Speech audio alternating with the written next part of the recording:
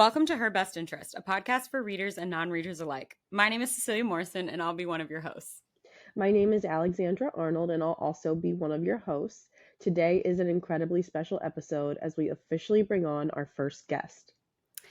This guest episode will follow our traditional format, but instead of today's conversation only featuring our voices, we're bringing a new perspective to the floor. We'll open with the first half of the episode remaining spoiler-free and focusing only on our guests' experiences with the chosen topics. We will then pull the book from the shelf for the second half of the episode for our guest to continue to share her heart with us around the chosen themes, while also reflecting on the themes within the novel. The book featured in the second part of today's conversation is Crying in H Mart by Michelle Zauner. Let's get into it.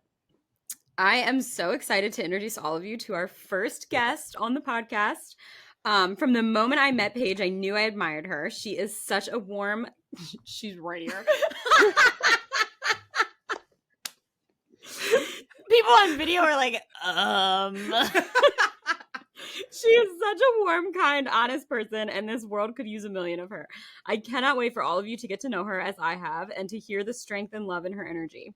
I'd like to introduce you again to our very first guest to take on the pod, Paige Galloway. Paige, thank you for being here with us.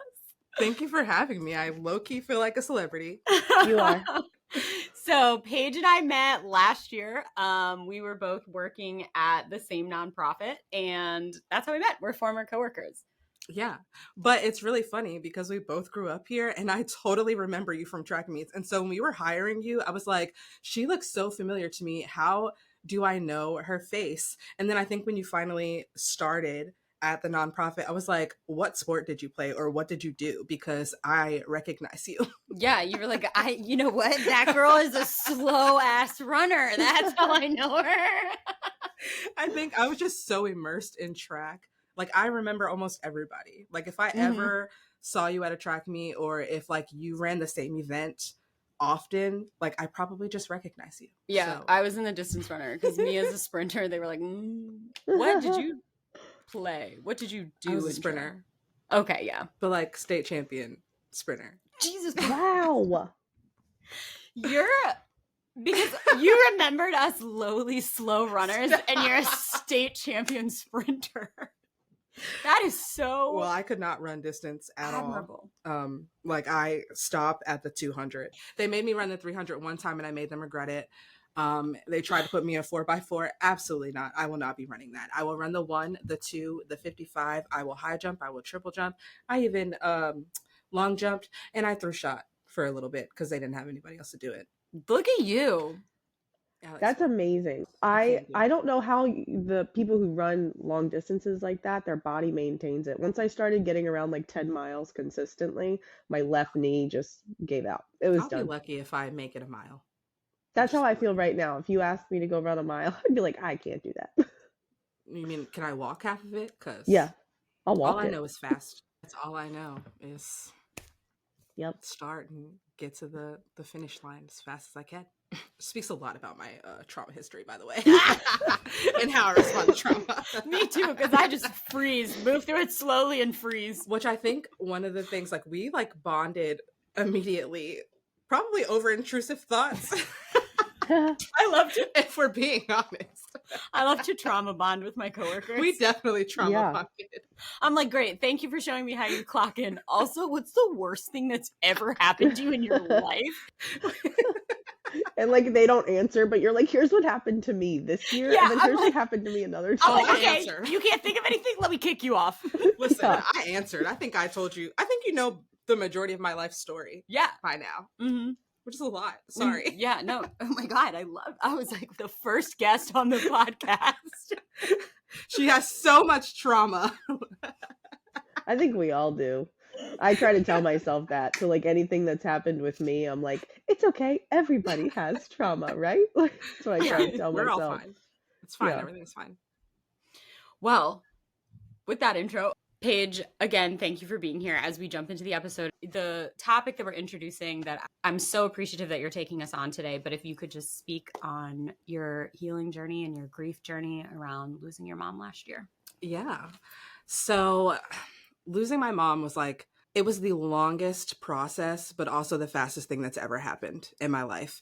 So a quick like backstory. I'm my mom's youngest child. My mom had 7 kids. One of my brothers passed away from SID, so it was 6 of us by the time I was born. So the last of my mom's kids.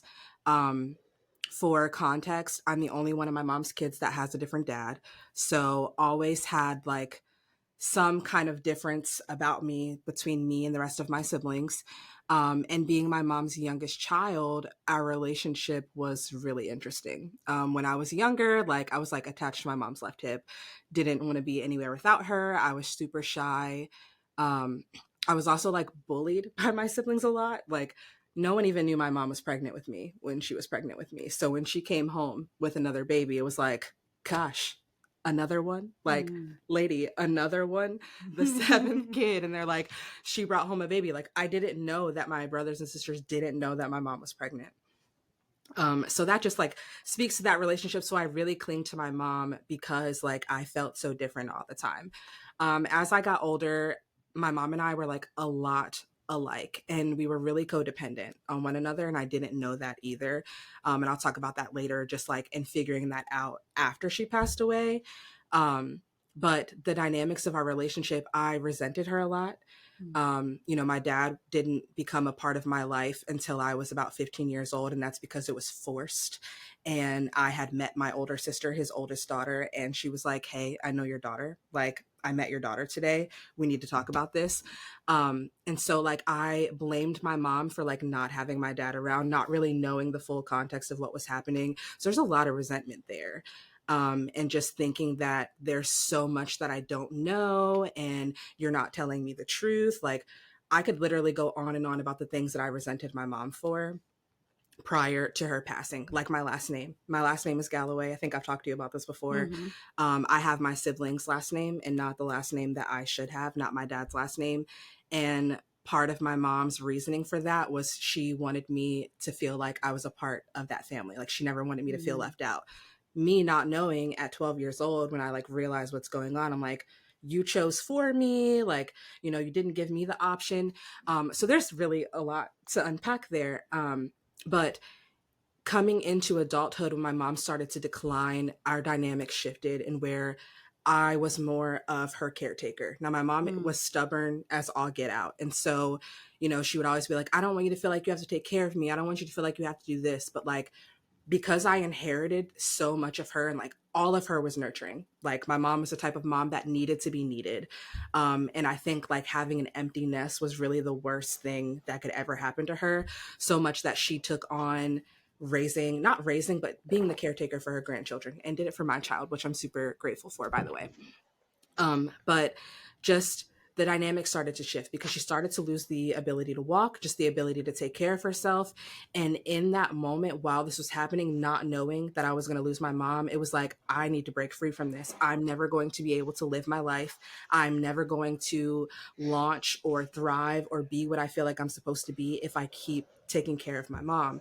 Not knowing that in May of 2023, that my whole life was going to change. And within a month after that, I would find out that my mom has stage 4 cancer and that there's absolutely nothing that they can do about it. And that she maybe had a month or 2 to live. So my mom went into the hospital at the end of May of last year. I can't remember the exact date anymore because like it's still a blur, but August 5th was the day that she passed away, and it was literally like right after midnight, like 12:15, so not really even into the day. So that time period was literally the slowest few months, but also the fastest few months I've ever had in my entire life. And knowing what I know now and experiencing this and grieving her, I can say that I've never grieved before, and I've lost plenty of people, grandparents, friends, aunts, uncles, cousins, plenty of your people in your life that pass away, but I've never experienced grief. And that comes from that you said right before we started filming, that quote that you had seen that like sparked that thought in you. So someone said, it was another book that I read, and she said that, after losing her mom, there are 2 categories of people now. There are people who have experienced grief and there are people who have not. And I think I told you, like, there are people that I owe an apology to because you really don't know how to navigate someone else's grief or there's no way for you to understand what someone is going through in that period of their life until it happens to you. The worst version of who I've ever been, um, but the most beautiful at the same time, which is a wild concept when you think about it. So elaborate on that concept a little bit, as far as, because I think it's easy to wrap my mind around being the worst version of yourself when walking through that, but maybe shed some light on what you mean by the most beautiful version of yourself Yeah. in that moment. So I'll talk about before my mom passed, because I know like you were with me during that process of like moving out of the house. Mm-hmm. So when I had Harlem, my mom and I moved to Martinsburg. She had convinced me that this is the codependent part. She had convinced me that, you know, I wasn't going to be able to take care of Harlem by myself and work full time. And she was like, let's just get a place together and then I'll be able to take care of Harlem full time for you. You don't have to worry about daycare and all that. I'm like, okay, that makes sense. Mm-hmm. But then it turned into having a newborn, but also taking care of my mom. She was falling all the time. I was worried about leaving Harlem there with her for the majority of the day Mm-hmm. by themselves. Like, you know, was she going to be okay? Was she going to be able to get out of bed? She had gained quite a bit of weight, but it was less about weight and more about like how swollen her legs were. And we had no idea what was happening. She was so stubborn and wouldn't go to the hospital or see a doctor, or was canceling her appointments. Getting her out of the house was an hour-long process. And of course, my house had all the stairs. Um, and so there came a point where I was like, okay, this is enough and I can't do this anymore. This is entirely too much on me and I'm doing it by myself. No one is helping me. So I forced us to move back to my grandparents' house. It just made the most sense. And then I would have a little bit of extra support. So I did that, was still living there, still taking care of her. I remember coming to work, be like, I'm like so tired. Like I have my mom, I've got my grandparents, I've got all this. I have I don't know how you did it. I don't either. I've got my baby. Like there's so much demand for my time and my energy. And my mom is also very depressed. My grandmother also appears very depressed. Like just a super depressing situation from any angle that you look at it. And I couldn't wait to get out. So I decided to get a place with one of my friends who was also a single mom. And I remember when I told my mom that I was moving out, like she was devastated. And I have gone through like so much guilt for leaving in the first place because I wasn't even gone a month and then my mom was in the hospital.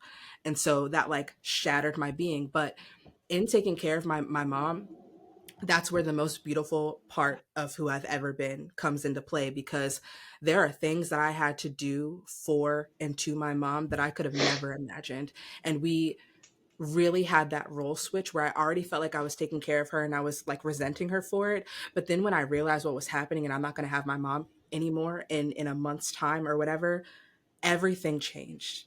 Like from changing my mom to cleaning my mom to feeding my mom, like being in the hospital. I honestly am not sure how I managed to have a toddler and then consistently be at that hospital and work a full-time job. And I was trying to stay present as possible at work. You know, I didn't want to make it seem like I wasn't doing any work, but it was so difficult because then your mom looks up at you and she's like, well, why do you have to go to the office? I'm sorry, mom, but I'll be back. So like, I just remember running back and forth, but there is like a shift that happens when you have to be the person that the person who has always taken care of you, that they look to you to take care of them. I'm now your voice. I'm now your advocate. I have to make sure they're treating you properly in the hospital. I need to make sure that you're clean. I need to make sure that you're eating. I need to make sure that you understand what the doctors are talking to you about. And my mom was very much in her right mind for the majority of this process, which was really helpful because she could tell me everything that happened. It wasn't until the very end, when she was at home in hospice, that she like her mind started to get disoriented, and that's how I knew it was going to happen soon. There was a moment where my mom was talking, and she was talking to me, but she was talking about me. And she goes, you know, I know Paige loves me and she really tries hard, but, and I was like, but what? Like, but what? And then her eyes got really wide and she came to and realized that I'm the one that's standing there, and she stopped talking. But like, you know, I think that working through that and seeing my mom in that vulnerable of a space without having that resentment, because again, before I resented her, I was Mm-hmm. like, if you would have taken care of yourself, like if you just would have put yourself first, if you would keep your doctor's appointments, we wouldn't be here. Like, I was blaming her for how unhealthy she was, because I just felt like if she made healthy choices surrounding her mind, then her body would follow, not knowing that we have no idea how long cancer has been eating at her body. Yeah. Right.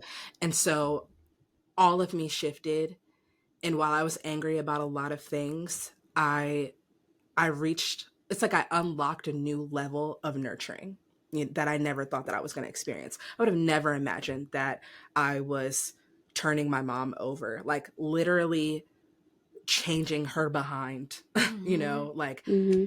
and there were times where she would be so embarrassed, and then I would joke, because I would have to wear a mask. I have a weak stomach, right? And so I would joke with her, be like, sorry mom, like I gotta double up on these masks, I'm gonna have to open up the window. And she would laugh at me and kind of swat at me, but I had to bring light to it. And I don't know, I just, outside of having a kid, you never think about having to do that for somebody, and how that person must feel And in you that are doing process. that emotional labor, like of you're doing the physical stuff and you're taking care of your mom and you're feeling you did something you didn't realize you were capable of doing. And then on top of it, you're doing the emotional labor for your mom too, Yeah. by making jokes, by making her feel comfortable. Like Mm-hmm. that's just, you're an incredible person for, oh my gosh, like top to bottom, making sure that she has the physical things taken care of, but that you're also ensuring that she's not feeling embarrassed, that you're like, no, I'm here to support you and be Yeah. here for you, and with a heart free of resentment. I think that the way I approach most people is that I wanted my mom to feel like I would feel had I been in that position. I know for a fact that there's not a single thing that my mom would not have done for me. I guess like that is the biggest piece of her that I've inherited, is like, if that were me, she would have done the same thing. And so there's not anything that's going to stop me from doing this for her. And that idea of like knowing or having to hear that you're going to die, you should not have to worry about who is going to be next to you or who is going to be supporting you, who's going to be beside you. Like, that is not something that I wanted her to ever have to think about, or like, I'm dying alone. Like, can you imagine? I can't imagine feeling like I'm going to die alone. And so one of the things that I said the whole time while I was going through the process is that I refuse to be the person that receives the call when my mom dies. I'm going to be the one that makes the call. And I was the one that made the call. When she passed, it was just me and her. Wow. And so I made the call.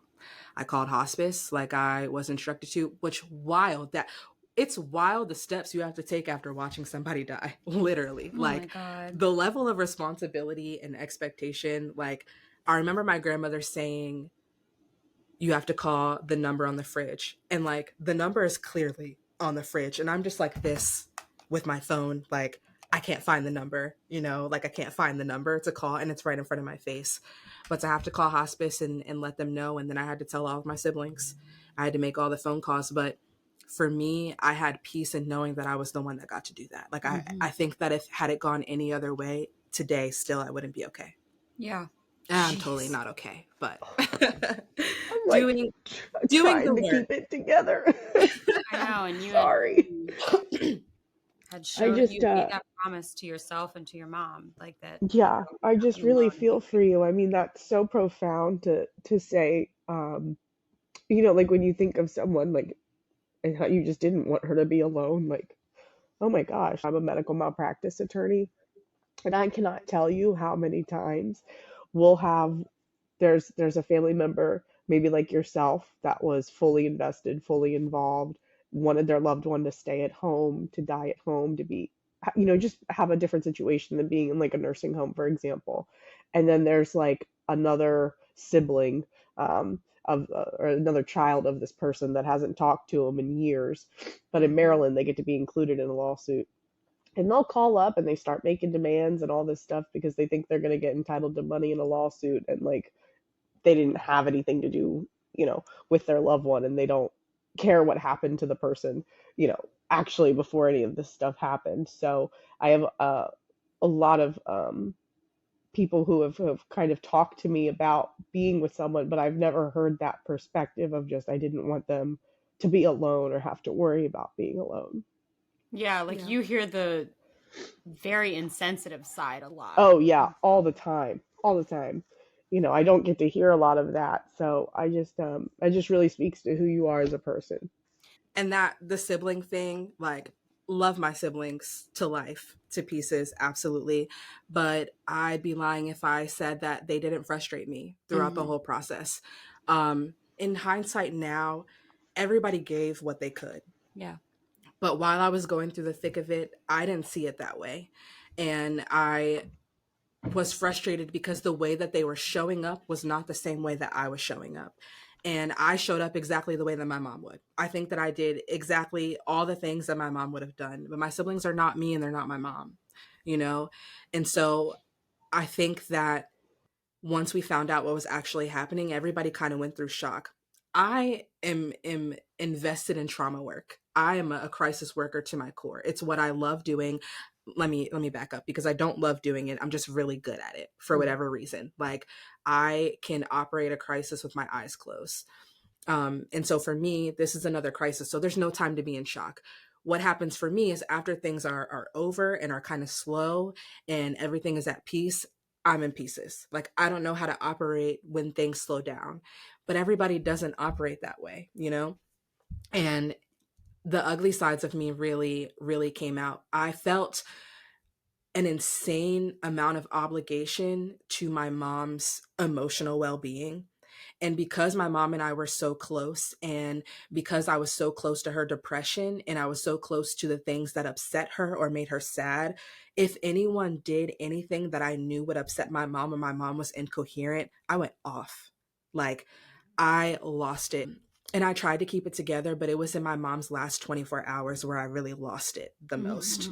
Hmm. There's a lot of like trauma and generational curses that are like embedded in my family line, and a lot of that starts with my grandmother and my mom.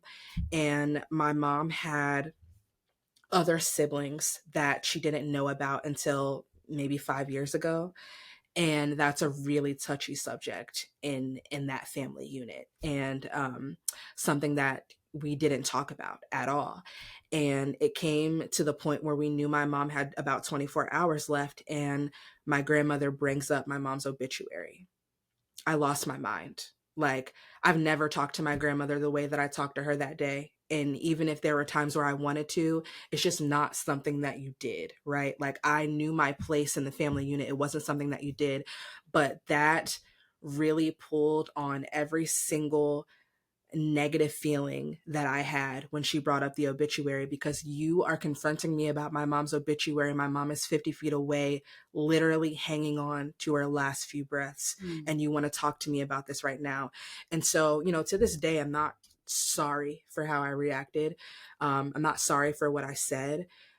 The only thing that I am sorry for is even having to do that, or having to go through that situation at all. um but in talking about the ugly sides of me, this was it, and I held on to that for quite a while. But one of the best parts about grief and grief altogether is that you have these moments where you might be ugly, and then there are these moments where you're super vulnerable, and then there are these moments where like you're your best self, and it kind of ebbs and flows, and I feel like that's where I'm at. And while 4 months ago, I was telling everyone that I wanted absolutely nothing to do with my grandmother, and I was really like cutting off that side of my family, and cutting off these generational curses, I was like, all right, this stops with me and my kid. I'm not going through this anymore. I'm not subjecting myself to this anymore. Um, I have done a 180. I have a relationship with her. It's not the same and it's still growing, but my heart is too big to have cut it off completely, because I know that while I've been doing the work and I've been in grief counseling, and um, I've been working on my heart, because I know that's what my mom would want for me. Not only is it what I want for myself, but I know for a fact that that's what my mom would want for me. Hmm. And I know that my soul depends on how I maneuver for the rest of my life. I know that my mom died quite unhappy, really depressed, really lonely. I know that she had so much that went unhealed and that went unspoken. And I really just don't want to die like that. You Mm. know, like I think that's what hurt me the most. And that's what made me so ugly, is because I know that that's how my mom died. Mhm. So for everybody else to react in the way that they're reacting and to want to fight about this and to want to fight about that, knowing what I know about my mom, like there's no way, I can't allow it. But then I had to sit back and realize that I was really doing the same thing, right? Like Mm. I'm not taking care of my soul. Um, and by being so angry at my grandparents, being angry at my siblings or my dad or anybody else that had anything to do with me when I was going through this, it was only hurting me in the Yeah. end. And because I now have a daughter, I know that it's so important for me to take care of myself and to take care of my soul, because the absolute last thing that I want to do is to have my daughter have that experience. I don't want you to grieve the life that I live and to be sad for the life that I live, because I'm sad for my mom. Like I'm so sad for the way that she died, because I know there wasn't, death tends to be romanticized, right? And you're like, oh, this person lived a great life and they raised great children and all this stuff. You could look at my mom's track record and be like, wow, like what an amazing, strong woman. You birthed 7 kids naturally. Like almost all of your kids went to college. You've raised athletes and you have a daughter that's a professional singer. Like it sounds like my mom lived a great, happy life, but no, that's not true.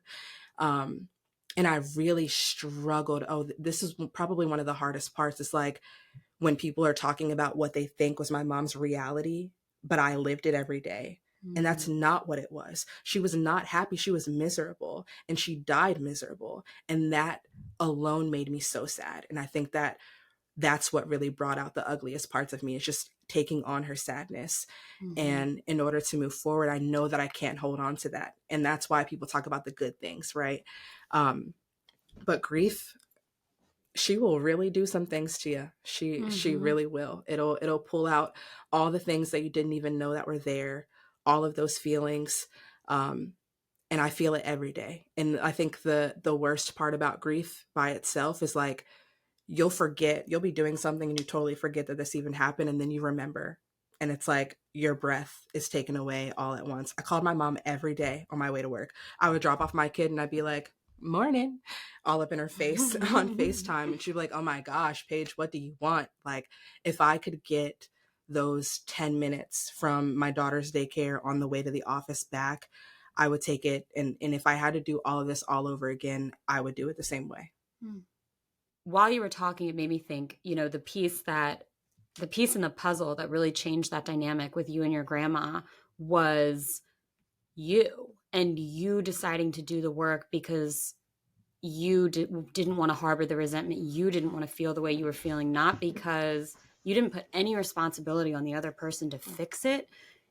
I heard so much self-reflection from you as far as, okay, I don't want to feel this way inside.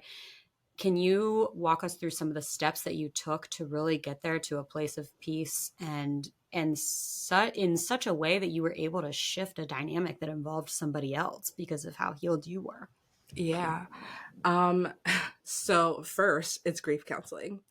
I'm so grateful for grief counseling. Shout out to my counselor. Her name is Trish, and she has been absolutely amazing. I was terrified at the thought because I had no idea what it meant to do grief counseling. Also, I was really scared of myself. I've never felt so much rage before. Like when people talk about like having rage in your body, that is real. And grief was the only thing that's ever brought that amount of rage out in me. Um, Now I can be an angry person, not gonna lie, but like when my mom died, the rage radiated in my shoulders. Like I just felt like I could flip a car. And I think that adrenaline was so heightened at that point. Like I was filled with rage to the point where I was actually afraid of myself. Like Mm. I was afraid that if somebody said the wrong thing to me, that I might do something. And I've never felt that way before.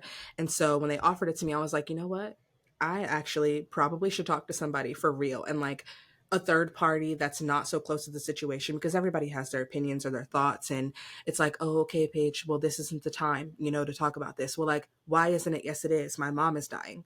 Mm-hmm. um I was so blunt and honest about what I was experiencing. It's like somebody would ask, like, oh, how are you doing today? Is everything okay? No, actually, it's terrible. My mom is dying. Anything else? And not to say that me doing that wasn't okay, but like, that also is just not who I am. Mm-hmm. That's what grief brought out of me. It's not who I am. Um, and so in talking to her, I was able to unpack so much of what was happening. And after my mom actually passed, there was a lot of information coming from different angles, and I was learning so much about my mom that I didn't already know. And so that's probably the biggest step that I took, was like getting the truth. And the truth will really start to come out after somebody passes away. And there were things that my mom kept from me for all 31 years of my life that I didn't know. And so here I am, just losing my mother, learning all of this information about her that I had no idea about my entire life, that puts all of the pieces of who I am together. Mm-hmm. And so knowing that, and knowing that my grandmother had so much unhealed trauma herself, it allowed me to see her in a different light. And though we haven't had the conversation, honestly, for me, we don't even have to. We don't even have to relive that day anymore. My grandmother is 80 years old. And so I know at the end of the day, she's not changing, right? Like, even if she does, that'll be great. But like, I'm not going to assume that my grandmother is going to make any drastic life changes, even though she just lost her daughter. But when I tell you, like, I didn't even see my grandmother shed a tear at my mother's funeral. And so I thought that I was honestly never going to step foot in her house again. I really Mm-hmm. did. I was standing on that. Like, I don't care if I never have another conversation with her again, but I have a child, and my child only knows the family that I have introduced her to, right? And I also know that my child is the glue, and that she is our hope for our future. Out of all the kids in my family, I truly believe that she is the one. She had a very special relationship with my mom, and even a very special relationship with my grandmother. And so learning all this and learning the trauma, and seeing myself in my own trauma, I know that even if she can't express those feelings on the outside, that my grandmother is probably feeling some type of way that I can't even begin to understand on the inside, even if she can't articulate that to me on the outside. Knowing what I know about my family, knowing what I know about how she was raised, who raised her, and her experiences, I cannot sit in a room with somebody and offer them any kind of advice or counsel them in any type of way if this is the way that I'm choosing to see people that are the closest to me. And I really had to let that sit with me and decide to look at it a different way. And I think for the first time, I was able to see not the demon that I would have told you that I thought my grandmother was, because that's honestly how I looked at her. Like, you are evil. There is something about you that's evil. But now I just see her as a human. Um, and that changes the dynamic for me completely. And also, like, the other part of that is learning that now that my mom is gone, my mom has always been the link, right? And so I've never had to navigate a relationship with my grandmother without my mom. And because my mom and my grandmother's relationship was so, I don't even know the word for it, but like, you could cut the tension in the room with a plastic spoon. Like, not even a sharp one like a kid's plastic spoon. Like, you could cut the tension in the room. There's just always tension, and I don't ever remember it not being that way. It was like that my entire life, and now we don't have that anymore. So I'm having to relearn, how do I even maneuver this relationship? I don't know a relationship with her, and honestly, our relationship has always been surface level. I never tell her any of my business. Like, I never tell her when I'm going through something. I don't even like to ask her for anything. And so I have to completely relearn how to navigate this relationship without my mom. I always stayed behind my mom. Like, if we needed to ask for something or we needed something, I'd be like, you ask. Like, no, mom, you do it. Like, that's your mom. You go and do it. And like, now my mom is not here. It's like, I actually have to have a conversation with her. And how much can you learn about somebody by just having a conversation with them? And I'm still really uncomfortable with the idea of getting into deeper conversations with her. But I am really proud of myself, because the things that I was saying about her and our relationship and my family, you know, just in October are completely different than the way that I'm feeling now. Mm-hmm. I think the amount of growth, the way that I have matured, you know, I thought I was Mm-hmm. pretty mature. I thought I was a mature person before Mm-hmm. all of this, but like it has matured me to a different level. Um, but like I said, it's all about taking care of your soul, and I think that that's ultimately what I'm doing. And I think more more so my child's soul than my Mm-hmm. own. You know, don't continue the cycle, because I didn't even recognize that I was just continuing the cycle until now. And it took my mom dying for me to be able to recognize that. The way that you talk about how you said, my grandmother's 80 years old, like she's not going to change. I can't rely on her to change. So I can just change how like I'm feeling in the situation. I feel like that takes so much. I don't know the right word. I don't know if it's like perspective or like realization, like self-realization to figure that out. Um but that's just so profound because I mean, like, there are people in my family who I don't see, I butt heads with, right? And I think listening to you talk makes me feel emotional because I'm like, maybe if I kind of, oh my gosh, you're like making me. The way that you said that was just really poetic. And I think that if I could maybe focus, you know, on hearing how you say, I kind of had to meet myself somewhere to change how I was thinking or feeling or, what I would expect somebody to react with. And now it sounds like you do have a relationship with your grandmother. Maybe it's not like a perfect, who does have a perfect relationship, but you have a relationship with her at this point, right? Yeah. And it's And because you're able to reach a level right, of acceptance. Yeah. right. And I think that that's really amazing.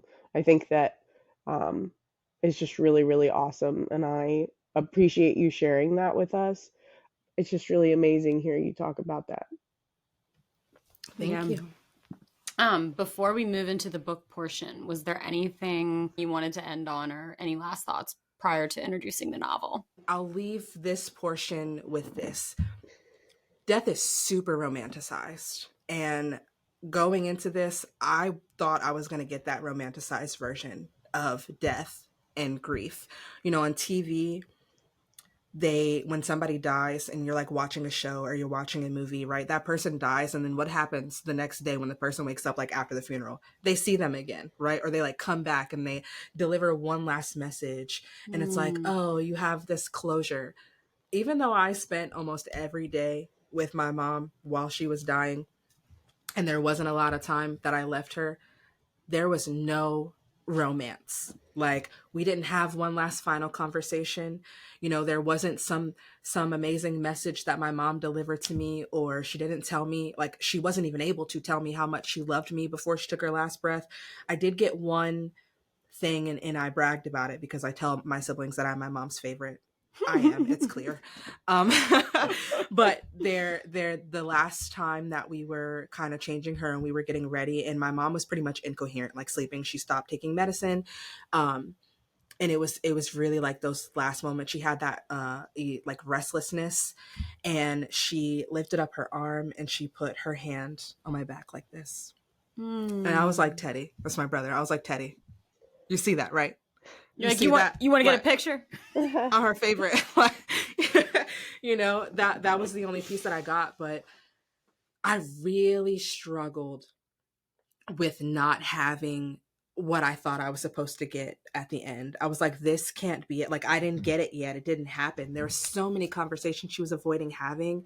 And then afterwards, like, I thought that I would dream about her immediately. But really, it was months of me not being able to get that last version of her, that image of her face sunken in. Her hands were smaller than I had ever seen them in my entire life. Like, the way that her breathing was so labored, and just like it was not a pretty sight. Like, I still see it in my head every single day, but like knowing that that was the last version of her that I'm ever going to get for the rest of my life. Like, I'm never going to see her healthy again. I'm never going to be able to talk to my mom again.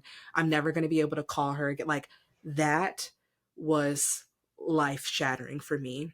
And people talk about, oh, my sister's days after, my sister's like, oh, I saw mom in my dream last night and she was skinny and healthy and happy and she was smiling. Cool. Because I didn't. Like, Mm-hmm. why are you seeing her in your dream and I'm not? Like, I was literally there when she took her last breath and you're dreaming about her right now? Cool. And 6 months later, I struggled with this for all the 6 months that my mom has been gone. 6 months later, I finally see my mom in a dream. And I think that even now I'm in such a different place because of this dream, and it felt so real. And I woke up still feeling the pressure of my mom hugging me in my dream. And I know at the end of the day, like, I chose not to overthink it. I know that it was my mom that showed up in my dream and she did look healthy. However, in my dream, she was apparently sick. Like, we knew she was dying, and she came to me in my dream and she reached up for a hug, and I bent down and I hugged her, and she said, Grandma came and she told me she's coming to take me away. And I was like, well, are you ready? And she says, yeah, I'll be okay. I just need you to stay with me. And I was like, okay. And I think I started to get choked up in my dream. And my mom was like, see, now you're going to cry. And I was like, no, I'm okay as long as you're okay. And I like got up from hugging her. I think I kissed her on the forehead and I walked away, and I started to like breathe really heavy. And I you know, when you're dreaming and you can feel that you're dreaming, but you're like almost awake. So I was almost awake, and I finally woke up when I was walking back towards her, but I could still feel it. Like, it was just so heavy on my chest. So I know it was real. And I think that was if my mom could have spoken to me at the end of that, I think that's exactly what she would have said. Yeah. And I think that is the experience that her and I would have had. But like, how ironic is that? Like, she said that in my dream 6 months later, but I was sitting next to her, you know, when she took her last breath, and I told her that I wasn't leaving. So for her in my dream to say like, I'll be okay, I just need you to stay with me, you know, and Yeah. her not being able to say that, you know, out loud. And so I don't know, I just, for anybody that is going through this or has just gone through this, and like that feeling of not being able to see them again, it's just, don't give up. And I think I had to finally like release myself from feeling like, I don't know, I felt guilty for not seeing her. Like, I felt like something was wrong with me for not having that last experience like that other people were having. And like, maybe I just wasn't ready for it, you know? And I know we're going to talk about the book, but in the book, that's part, I read this before I had that dream. And Michelle in the book talks about her dreaming about her mom after. And I'm like, gosh, even she had the dream. Like, and hers happened so quick. Like, after her mom passed, like, she had the dream. But then I finally had my dream. Oh, Wow. my gosh. Okay, so moving into the book portion, for those who are listening, just so you know, we will continue to speak on Paige and her experience and how it relates to the novel. But we are going to move into the book portion. So if you haven't read the book and you don't want it spoiled, hop off. If you are like me and you haven't even finished the book, just know that you can still hang out. There's no pressure to read the book because even the hosts don't. But we're going to move into the book Crying in H Mart by Michelle Zauner. And kind of one of my kickoff questions for you is, how did you feel as someone who has experienced this type of grief reading this novel? Because I think, you know, we were talking about a few other books where, you know, we read I'm Glad My Mom Died by Jeanette McCurdy, and this book and the comparisons as far as when you have that resentment with your mom, when you have, I don't want to call it a strained relationship, but when there are some frustrations there on the daughter's end, and you have this experience, I think this author writes about that too. So as someone that has experienced something similar, how did you feel reading the novel? This book took me ridiculously long to get through. And I read I'm Glad My Mom Died first. But I had started that book before my mom was even sick. And it took me a long time to get through that book, only because like after my mom went in the hospital, I was embarrassed. Like, I didn't even want to show that I had that book. Like, my mom is dying and I'm reading I'm Glad My Mom Died. What? That looks terrible. Like, the nurse walks in, you're next to the hospital bed with like yeah. What? So it took me look. forever to get through that. But after I was able to get through that book, and then you were like, this one too. Like, Mm-hmm. so I jumped in, but not knowing that like this book was going to take my breath away. And it literally did. Like once I finally got into like the meat and potatoes of the book, I was like, oh, I got to put that down. Also, I listened to it, which listening to Michelle narrate it, it's like completely puts you in a different space than just reading it alone. And I kind of like did both. So I was like reading along and listening to her because I wanted the full experience. But this book took my breath away. And I think it's because it's the first time I was able to read something that was articulating exactly how I was feeling, and me not being able to put it into words yet, not so beautifully. All of the things that I had to experience, she experienced. And I didn't expect it to be so closely like relatable. Like when she really started talking about her mom's last few days, like all of that, all of those feelings that she had, you know, and feeling like she had to do certain things, like I've got to make this meal, like I've got to do this, I've got to learn how to do this before she goes, because like this is my last opportunity. It was life shattering. But I loved it all at the same time, and I think that I would read it all over again. And any time that I'm like feeling some type of way, I see myself picking up this book. It's just, even outside, like if you haven't experienced grief, or if your mom hasn't passed away, like what a beautiful way for somebody to articulate the experience so that you might understand it for somebody else. Like wild. It was wild, but I loved it. And it's actually one of my favorites. Yeah, so she relates the pull-in with food a lot, as far as kind of that was her understanding of how her mom showed love. Her mom remembering your food, remembering your order, remembering how you liked this, and making sure that it was prepped exactly as you liked, and you know, noticing the first thing that would clear from someone's plate so that she had more of it next time. Did you find those relations?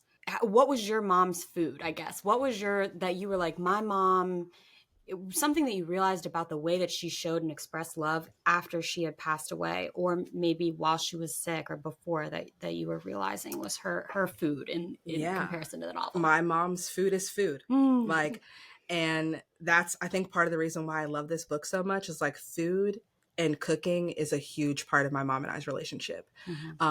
I started cooking for my brothers and sisters like on a stove by myself by the time I was 8. And that's because I spent all of my time in the kitchen with my mom. When my mom was cooking, I was in the kitchen.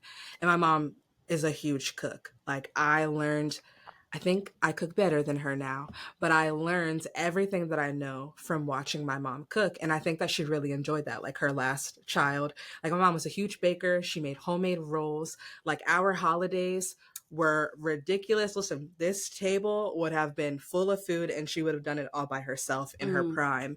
And the part that I love is that I know that now that my mom is not here anymore, I can carry on all of that. We don't have to have Thanksgiving and Christmas and Easter dinner in a different light because I can do it. My mom taught me all of that, and I've been kind of taking over for years now.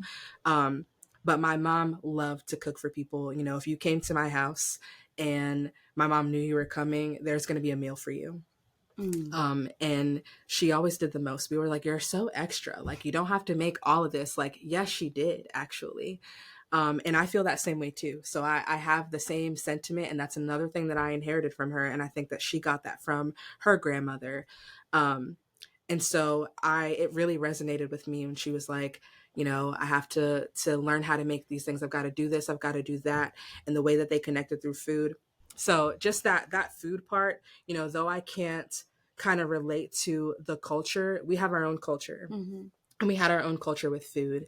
And I'm just really glad that I took the time, not knowing how important it would be for me, you know, in my future or for my family, or that there would be a time we would wake up and we wouldn't have the person responsible for the bulk of all of our holiday meals wouldn't be here anymore. I have peace in knowing that my mom taught me everything she knows. And she taught you well, because our company Christmas cookie party, Paige killed it. Like, oh my God. I came to win. I still think about those cookies. I came to win. And you told me how to make it, and I was like, I just can't even replicate It was that. so like, I don't easy. even. I know. You said it was easy. And My then mom you went would have through this laughed whole at thing, me. and I was like, what? She would have laughed at me with those cookies. What were things that you were maybe like, that doesn't land with me, but maybe it lands elsewhere? And there might not be. I don't think that there was anything that made me feel that way. Mm. I think the biggest thing that I appreciated was that it was so authentic and raw and real. And that's something that you can only deliver when you've had this experience. You know, I loved the honesty about her relationship with her dad, you know, and that disconnection. I felt that too. I remember crying knowing that my last living parent is going to be my dad. Like, our higher power thought that this was okay. You thought it was going to be fine to just take my mom and leave me here with my dad. And you know, her disconnect from her dad, and that kind of they got into it a little bit at the end. And you know, like just not knowing each other and him not having an understanding of her. Like, you know, a lot of people come from two parent homes. I do not. And even if I did, I still don't think that my dad would know me on the level that my mom does. You know, even if he was around, even if we did have a better relationship, it's just different. And so even though she always had both of her parents, like still being that disconnected from one of them, you know, and she was honest about that. And felt like, you know, more like closer to her Korean culture. You know, I feel so much closer to my mom's culture. And not to say that my dad doesn't love me and I don't love him. It's just different. So yeah, you know, that all of that kind of landed with me. I felt all of it. I felt all of the authenticity. It was raw and it was real, and she articulated it beautifully. You just touched on your identity a little bit as far as your culture goes. And that was something that Michelle really stressed in the novel.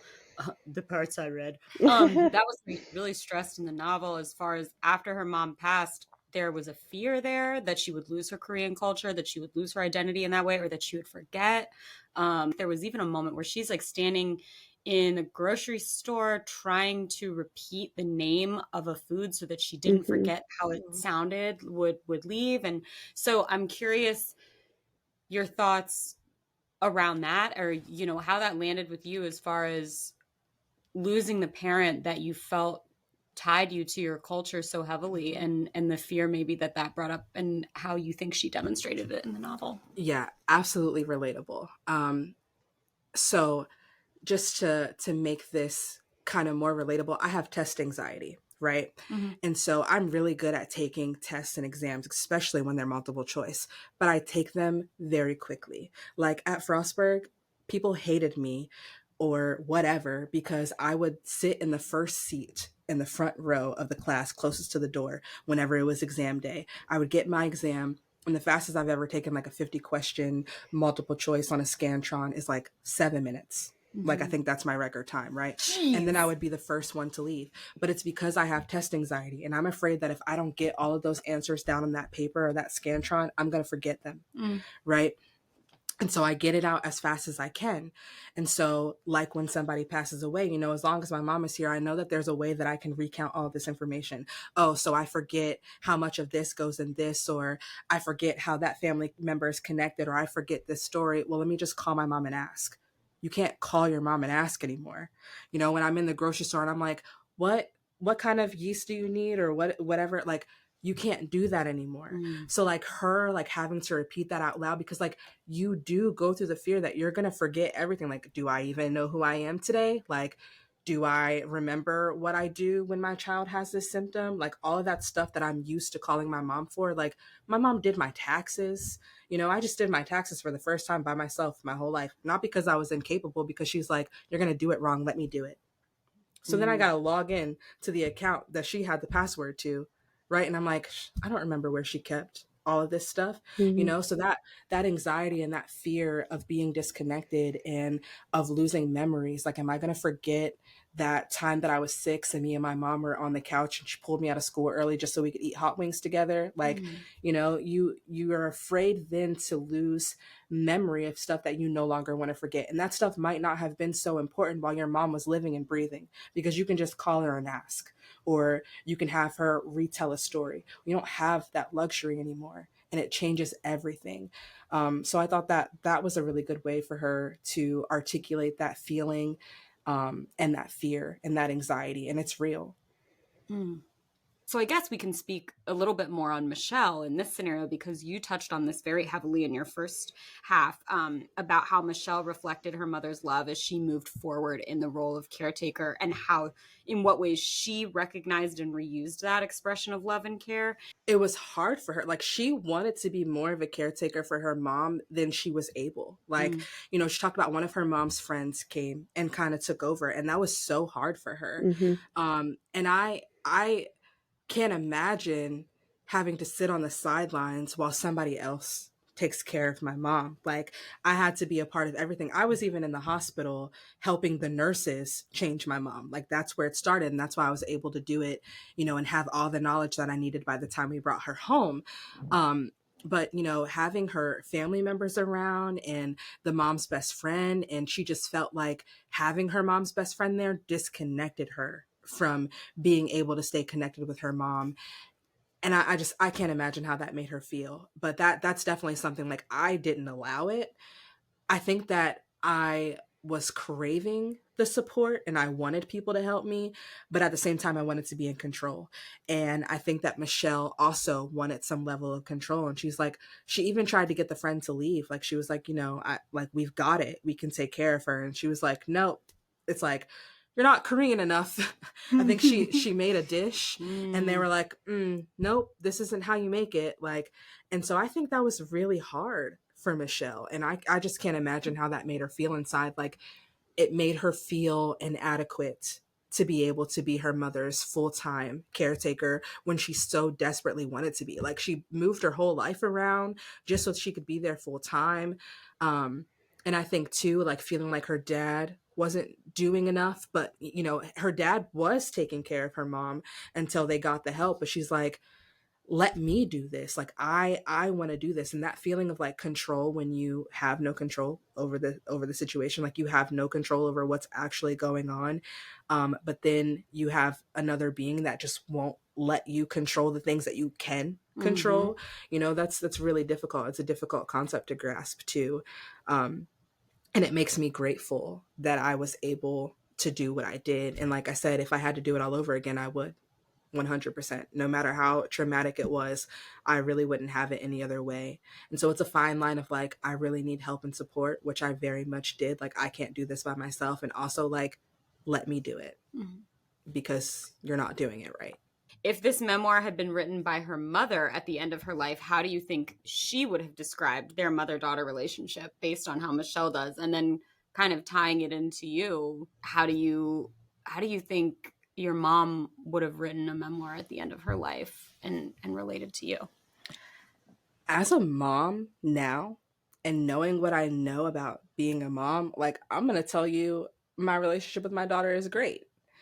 And I think that Michelle's mom would have said the same thing, because despite their trials and despite how much they went to, or how strained their relationship might have been, or how much, like, Michelle was not living up to the expectation that her mom wanted her to be, all of those things at the end of the day don't matter. And even though it might come out in the midst of your relationship, like, I know for a fact that my mom would sing my praises. Her and I we could have been blowing at each other, and at the end of the day, if she had a conversation with somebody else about me, I know that my mom is going to sing my praises.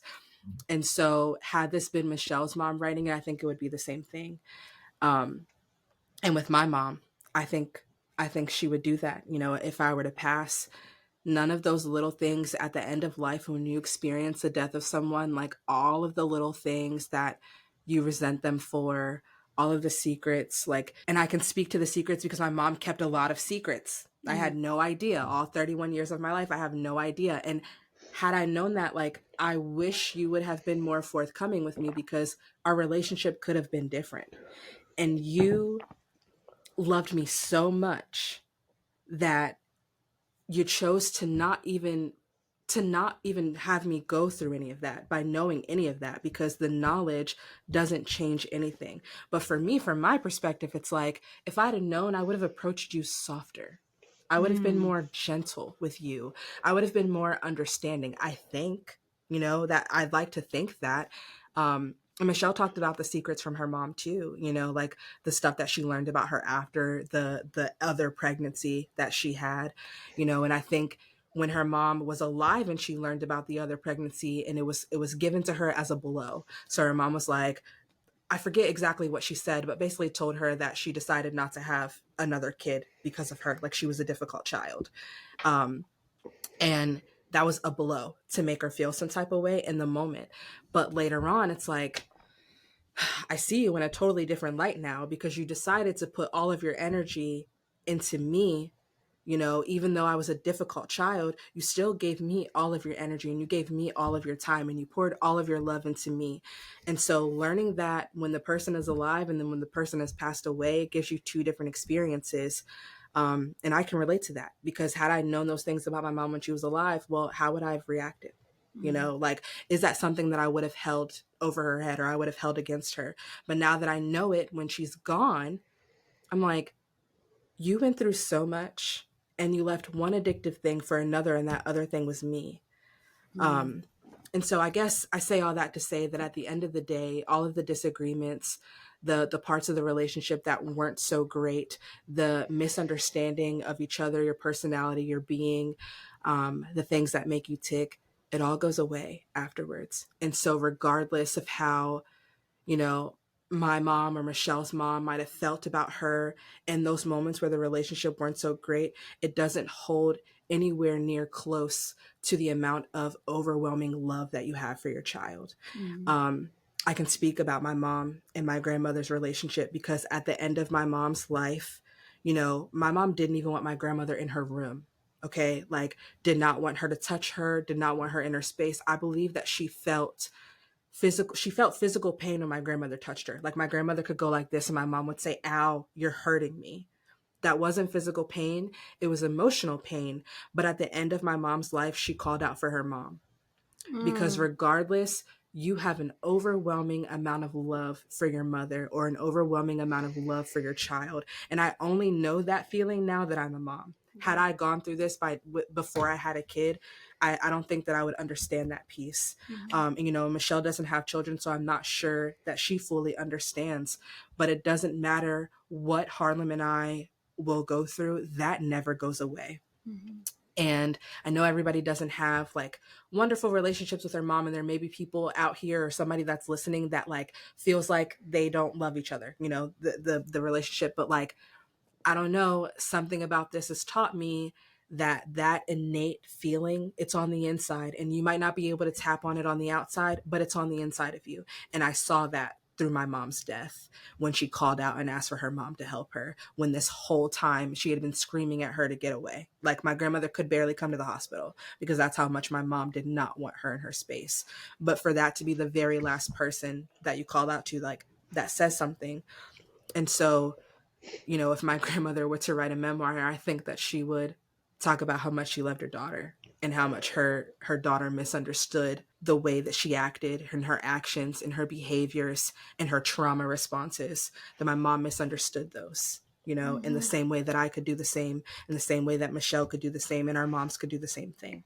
Yeah. Does that make sense? Absolutely. And we've talked about it as far as, last year when we were talking about how we didn't understand our moms until we had children, but also then taking it a step further. And when we started really doing work on ourselves and just becoming more accepting people and realizing that, people do the best they can with what they have. And a lot of people don't have very much. And emotionally, I can only speak to my mom. There's just so much more that I am like, man, you carried so much and you didn't let me help you. And I probably made it worse because I was such an angry person.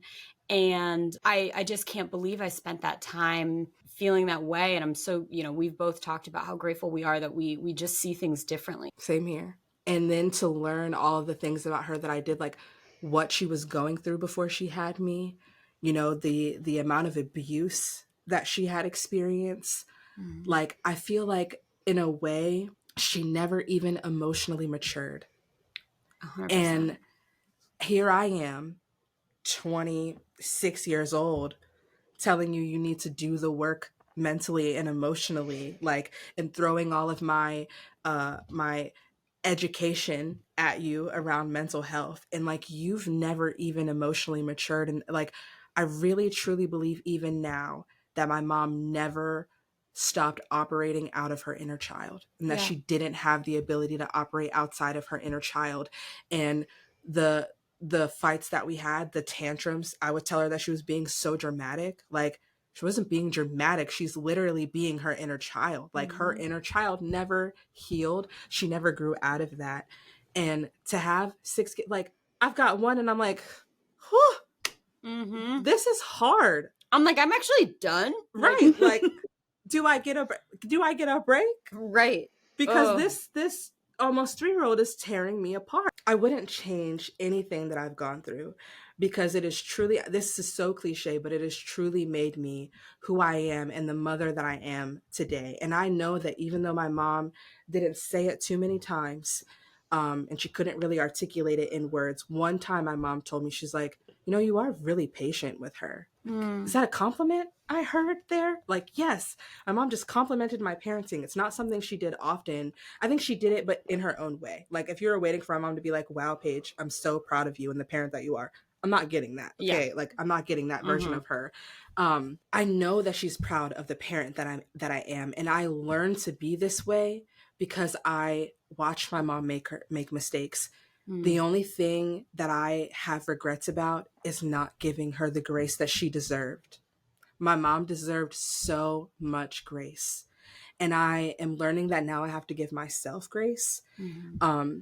Because like I said, had I known that I was going to experience what I did from May 2023 to August 2023, I would have approached her illness completely differently. I would have been softer. I would have been more patient. I wouldn't have pushed her.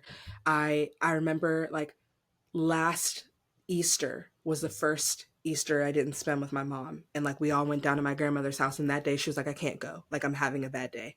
I was pissed. Like, I know I said some things that day, and it turned into like arguments in the group chat. And I get so sad when I think about that day, because coming out of my mouth, it sounds like I'm belittling her, and I'm like, your pain and your experience isn't real.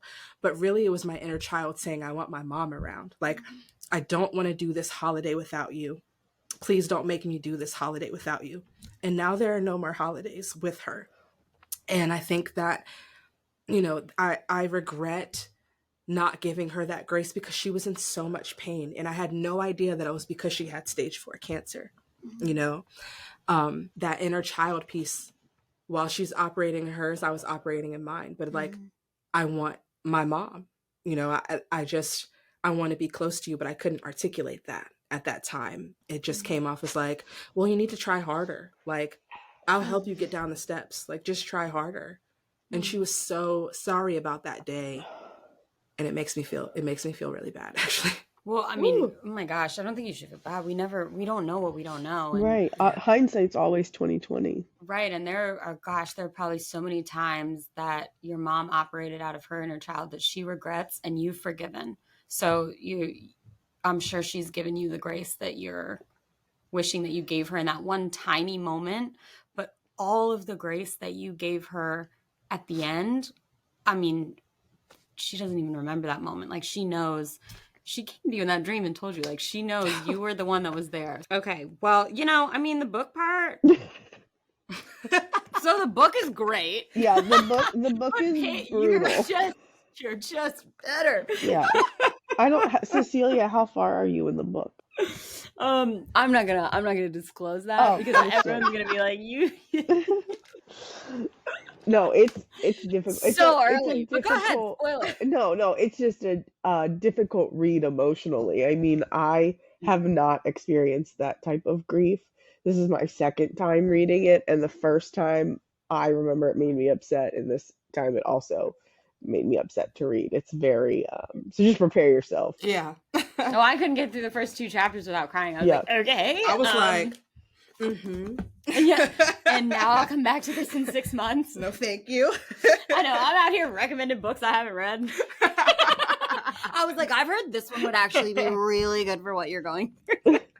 And it was. Like, I'm so glad that you recommended it to me. And I'm glad that I'm glad my mom died first. And then I read that. Because I was like, oh yeah, I'm like, I really relate to this. And then I read this and I was like, yeah, because there's a huge anger portion, I feel like, still there in I'm Glad My Mom died, which that is we talked about it. We're like, our moms are a lot different than that. But like, the anger is so present, and it's very valid in Jeanette McCurdy's. And I feel like this one, as far as from what I've read and from what I've heard about it, because I spoil it to myself and I go to the author talks, I've actually heard it from Michelle herself, that the anger is just not there anymore. Yeah. Once and she really struggled with the identity piece of it and feeling like all of those fears that you articulated as well.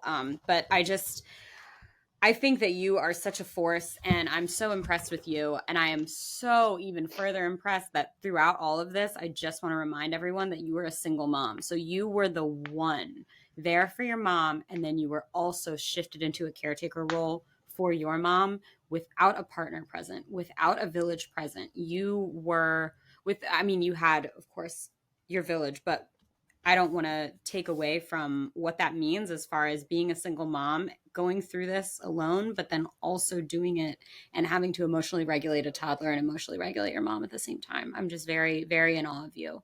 And I really appreciate you sharing with us today. Thank you. I have no idea how I did it. I don't. If there is something that you could tell people, one experiencing grief, one advice takeaway that you could give, and then also people that have people in their lives dealing with grief that they aren't dealing with, what is something that, I don't want to put on you the emotional responsibility to tell everyone how to approach their grieved loved ones, but if something comes to mind off the top of your head that you're like, man, don't say that, or man, really do it this way. Yeah. So before I experienced this, I was already like, please don't say cliche things to me. Like, I got really frustrated with all of the, oh, please let me know if you need something, or just call, or let me know if I can do this for you. Like, no, because anybody experiencing this, watching somebody they love fade away, you don't have time for that. I don't have time to think about what you could do for me. Instead, if there's something practical that would benefit me some way or somehow, don't bother asking me. Just do it. I'm not asking you to show up and to go through this thing with me, or to be here every second, or to check on me every day. But if there's a practical way that you can show up for me, however that looks like for you, however, whatever convenient way there is to do that, just do it. Don't waste your time asking. Don't waste your time thinking about it. The most supportive people for me during that were the ones that did just that. All of the people that made all of the empty offers, they were empty offers, and it benefited me none. I had a friend that literally I called and said, my mom is going into emergency surgery and they're telling me she's not going to wake up. Like, the chances of her waking up from this surgery are slim to none. She's super high risk. And while it's a super simple procedure, they don't know. And like, I had literally just gotten home from work, like the hospital and work that day, and had to shower and pack up me and my kids' stuff and come and right back to Frederick for that surgery, because they were taking her into surgery that evening. Instead of being like, oh man, Paige, like, let me know what I can do, she was like, I'll meet you at the hospital. Met me at the hospital, stayed until my mom was in recovery in ICU, made sure I ate before she left. And it was like 3 a.m. when she left me, and she had her own kid. Like, that is what I needed. I don't need the daily text, all the thing like, oh, if there's anything I can do for you, let me know. I don't know. I don't even have the ability to think about that or to process something that I might need. Like, so if you're not going to be about the action, then don't bother. It's better for you to just let it be.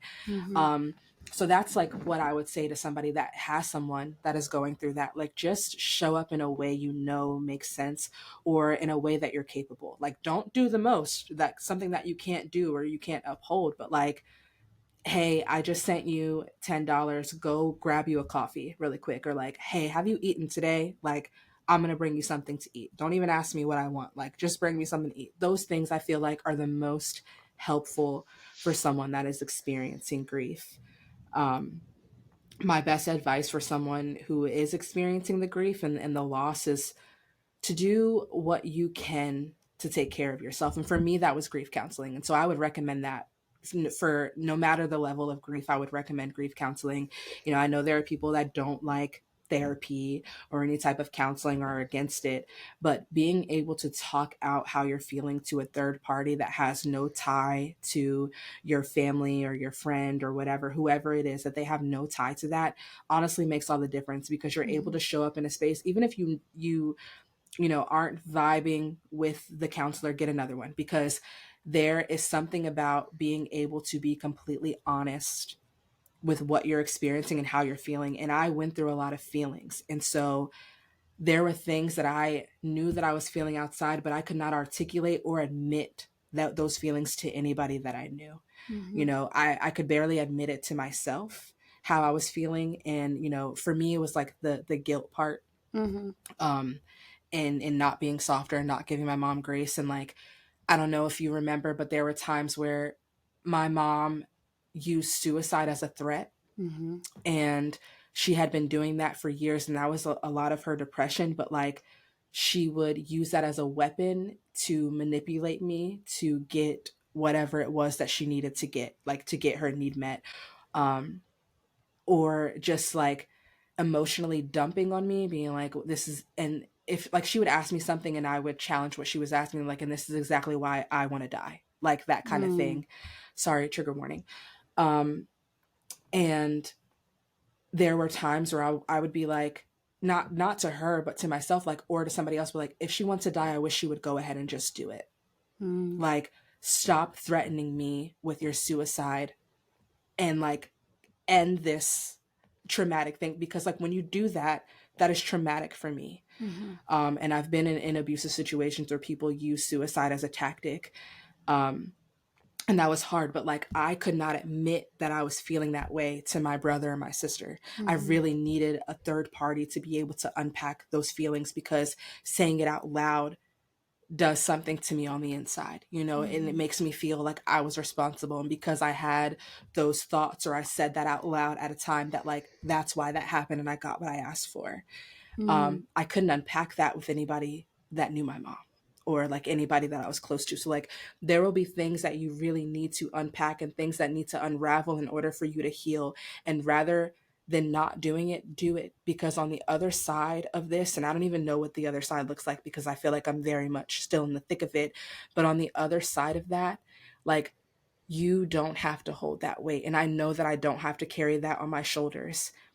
And, you know, sometimes it comes back to me, but being able to get that out and to let that part of me go, it did beautiful things for me and my grief journey and healing. And it's not something that I feel responsible for anymore. So talk to somebody. And you know, talking to somebody that hasn't experienced it probably isn't the best thing. Like, your friends, your family, people are supportive, they want to support you. But like I said earlier with the quote, like, there are two categories of people now, you know, after you've gone through losing somebody that's the closest to you. There are people that get it and there are people that don't. And it's really important to talk to the people that get it about it, because not knowing the people who don't explain your feelings away. And that is something that's really hard to grasp, and that alone damages relationships. And that's what I think ultimately damaged one of my friendships, is every time I brought it up, you know, she wanted me to talk about it, but every time I brought it up, it was like, you're trying to explain my feelings away and I don't want to talk to you about it anymore. Well, thank you again, Paige. Is there any final thoughts on the novel or the book portion that you want, or like quotes that you were like, wow, that was really good, that you come to mind, or anything? I'll put it in front of you.